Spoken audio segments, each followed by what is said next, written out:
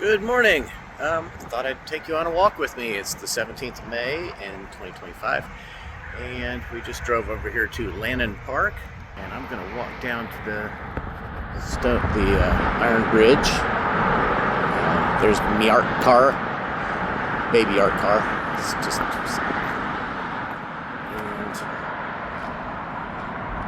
we're going to go up on the levee over there and walk down the Ohio. This is a point of reference. That's the McAlpin docks. The locks. The locks are actually over to the left behind the trees, but that's part of the whole. Actually, I don't know what that giant gate is for. It's huge. It's much taller than it looks like it could be useful. Dakota, come on. For some reason, she wants to go that way. We're going the other way. Come on. We are headed down to that Iron Bridge. Down there. And then we're going to come back around and walk across the interstate back to the car. Cool kind of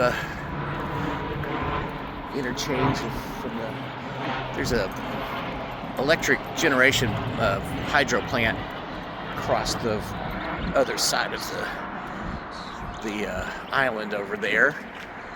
It's actually back over there, but you can see the transmission lines come across here. We're going to walk down to this.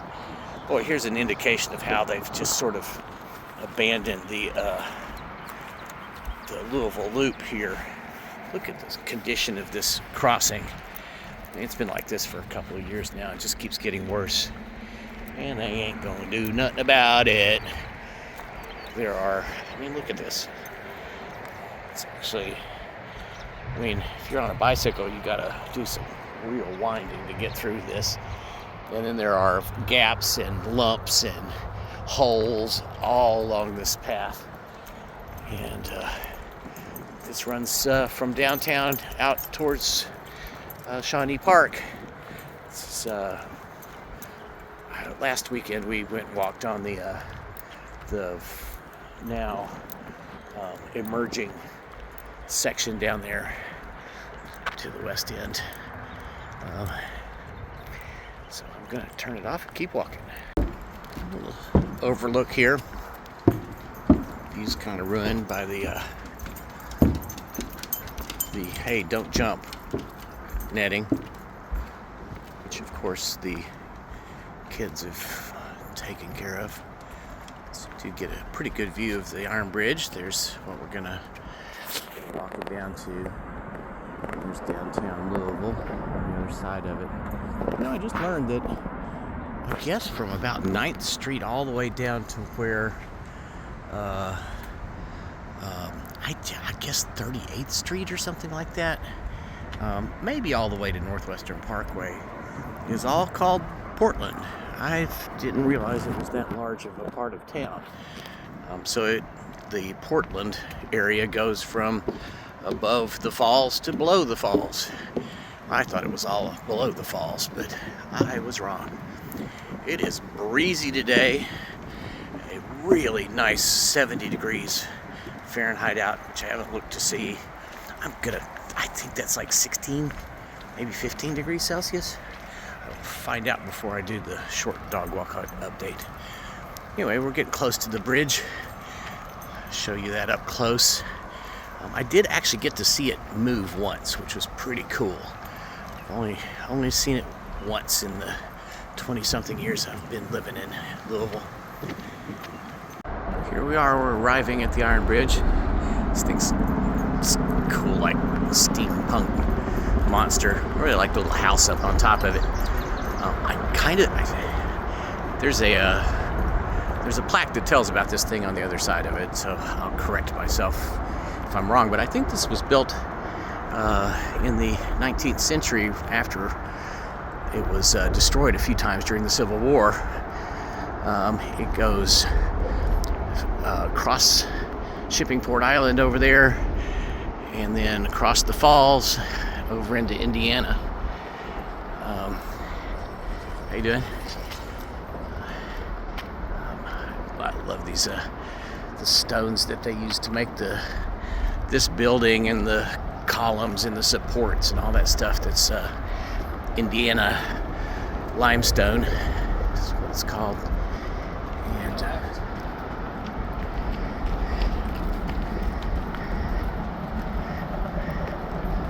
Dakota's gonna go run with him. Yeah, look at this thing. These huge, I guess they're concrete counterweights there. And those big wheels with all the cables. Very neat. Yep, I was right. 1870 apparently is when it was built. Pretty cool for something that old. I guess it was probably originally steam powered. It's surely electric now. And clag. I wonder what clag means.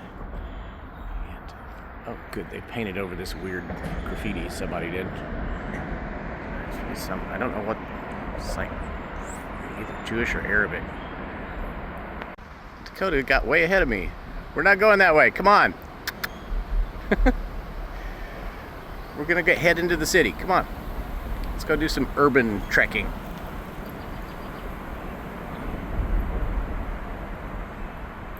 Now, as we leave the Iron Bridge, we're underneath of I-64, which they drove through the entire length of the riverfront, just destroyed it. There was one old, like really old warehouse that was still over here, and I think it burned. I don't know if there's any of them that really are quite like that one. It's the old brick design, and don't know how old this warehousey thing is, but it's I don't know what it's being used for even. It's part of the, it says Mercer up on it. That's this trucking company that has like many lots down in this area, so it may just be part of that storage or whatever. We're gonna kind of cut through. No, we're gonna go this way, and on the other side of the wall here, which is part of the levee system. I don't think they closed this during those most recent floods, but they did a couple of gates downtown.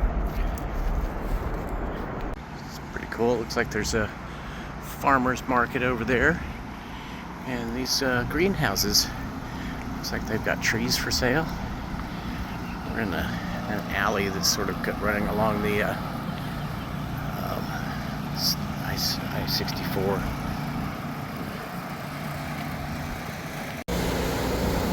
Well, I'm definitely going to have to come back over here. Neat. This is Portland Avenue. Really like these old buildings, old houses. This is the Portland Printing Company. It's all boarded up.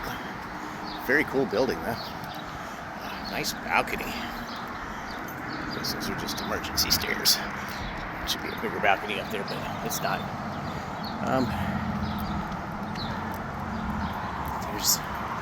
Don't know. It looks like that's maybe a former church or a current church with rainbows. Who knows? It's a pretty house back in there. Yep, interstate's just right here, though. It's a fairly typical old building from the 1800s. You can see them all over Louisville with these stone columns, and then the stone header across the top with everything built up above it. Box gutters up on top. This is a really nicely kept in shape. Though I kind of hate that they've painted it. That's not really good for that old brick, but oh well. Once it's been painted once, you kind of gotta either suffer through it looking shabby for a while until it gets that distressed look that everyone loves so much, or paint it again. Yeah, see, there's another one just almost exactly like it down there. This is the fairly historic, I think it's called Marine Hospital. And I guess this was originally the front entrance. Not really sure. The other side looks like this too. Except, I don't know if the balcony area is that wide. But somehow still has the nice iron railings on it. It's a museum now. There's a big building out in front of it that I think is a medical complex for maybe Norton or something. But it's a cool building. It's neat inside, really pretty. Really like this outbuilding that's by it. Really sort of tower and everything. Can't tell, is it focusing on the fence? I think it is. Yeah. I don't know if it was I'm gonna guess that's a silo, and it was probably for horses or mules or whatever they pulled with. Dakota seems to know where we are. We're about to go across that thing. Join us, won't you? Here we go. This is I-64.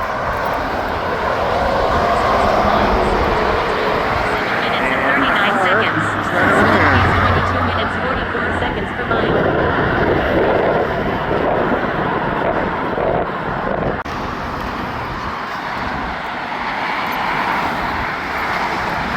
It's nicely covered in. Oh, correction from earlier, it's 16 degrees Celsius and 70 degrees Fahrenheit. I got that one completely wrong.